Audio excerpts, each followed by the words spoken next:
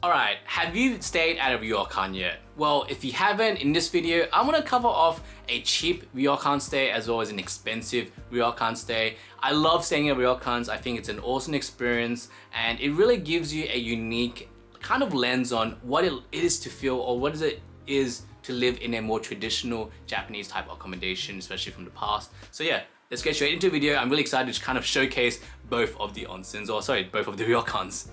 Alright, so let's start off with the cheap one. The $150 per night Yamatoya Honten Ryokan. Now, we stayed in the Osaka one. There is a lot of these throughout Japan, but we stayed in specifically the Osaka one. Now, the biggest thing with this ryokan is the fact that it is pretty bare bones. Now, you have some of the basics that you would expect from a ryokan. So in this video, I'm gonna show you a bit of a tour. So as you can see in the tour, it's basically a pretty generally sized living room, tatami mat, etc. You do get a futon, etc. and you sleep in basically a living room. You also have, your Japanese toilet, etc. But overall, that's basically it for the room. It's not too big, but it's not too small as well. It doesn't feel like that. It does feel very nice as well, pretty clean as well.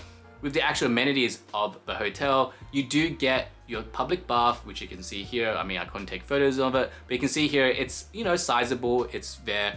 As well as the fact you can order a kaiseki meal and you can stay in, eating the kaiseki meal in the actual ryokan. However, being the fact that it's in a very central location, in my opinion, you could do it once, but there are probably better kaiseki places to visit around Osaka, especially the fact that it's literally in central Osaka, so you can probably find a better one outside of the actual ryokan itself. But from a price perspective, $150 per night between two people is pretty solid. I think it's actually pretty worth it, honestly, especially if you want to experience a ryokan, but you don't want to spend the above and beyond. You just want to stay in a more traditional setting, sleep in a futon, etc., drink some tea in the room. It does actually kind of tick those boxes. So in my opinion, yes, it has a bit of a, in my opinion, a lower rating compared to some of the other hotels in Japan. But in my opinion, it does kind of tick all your boxes. You are really getting the basics of staying at a ryokan. But as you can see in the video, it does feel like, yes, the room is traditional, but the house in itself still feels a bit modern and not that traditional, if that makes sense. Okay, so I'm now going to talk about the expensive ryokan. So we stayed in two actually. We stayed in Kaneya Maien as well as Sanyo-so. So Sanyo-so is more of a traditional type ryokan. I'll show you. I've actually linked the whole review on the video, of the ryokan here. It's definitely more traditional, whilst the other one is definitely more, I'd say, a modern type hotel revamped into a ryokan setting. And the reason why I want to bring up the Kaneya Maien for this video especially is because of the amenities. There's so many more amenities. I think with Sanyo-so, you really are paying for really the traditional room and the size of where you can kind of go around. But the amenities is not that much, to be honest. So I'm going to talk about Kaneya Maien. Alright, so Kaneya Maien is a hotel with multiple floors, I think 5 floors of different types of rooms. So we stayed in one of the more expensive rooms called the Yaraku room, which basically had not only an open air bath, so your private onsen, which is awesome, but also the fact we had a view of Mount Fuji right there, which is the reason why we paid for this room. And as you can see in the video, the room is massive. It's probably 3 to 4 times bigger than the other one, so you are kind of ironically paying 3 to 4 times more of the price, and you basically get a huge living room, which is a lot bigger. The futons are still the same, and the awesome fact is, once again, the open air bath. It's such an awesome place. You don't have to then go to the public baths, which I think you still should go to anyway. However, it's so nice to just hop in your own bath and just sit there and look at Mount Fuji in the distance. Really awesome time. And if you do book it, I recommend going early. Don't go like what you'll normally do in the hotel, like go as late as possible to maximize activities. There's so many activities to do in this hotel or ryokan, and I'm gonna go through this right now. Alright, so some of the amenities that you get for this is obviously the public bath. Yes, an awesome thing you can do. And one of the big perks is the open air bath that has a view of Mount Fuji. Obviously, I couldn't get a video of it, so here's a photo. Also, a restaurant that you can go to, you can do the kaiseki meals, etc. But also you get to this tea garden thing, which you get a complimentary dessert as well, so you can arrive and sit there and eat your desserts and look at the garden, etc. So there's a little garden place you can basically chill out there as well. You can also rent your own yukatas. You can rent different levels. You do have to pay more for the prettier ones if you want to take photos. And what I noticed here is that a lot of people actually rent the higher tier ones in order to do photo shoots and stuff like that. So something to keep in mind as well.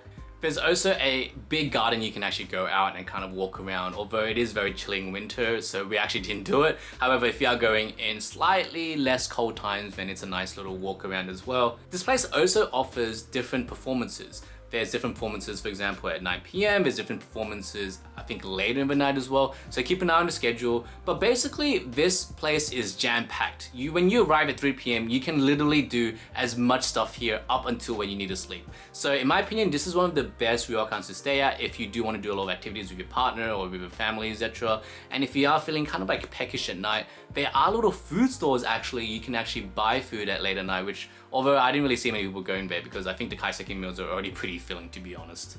So as you can see already, there's a huge big difference with paying a lot more money versus paying for a bare bones one. With the budget one, you are really getting the room itself. You're getting a sizable room that you can sleep in. You can, at least say you've stayed at a ryokan. It has that traditional type feeling versus staying at a modern hotel. However, you are then really paying for just a public bath and access to a kaiseki meal if you do pay for that as well.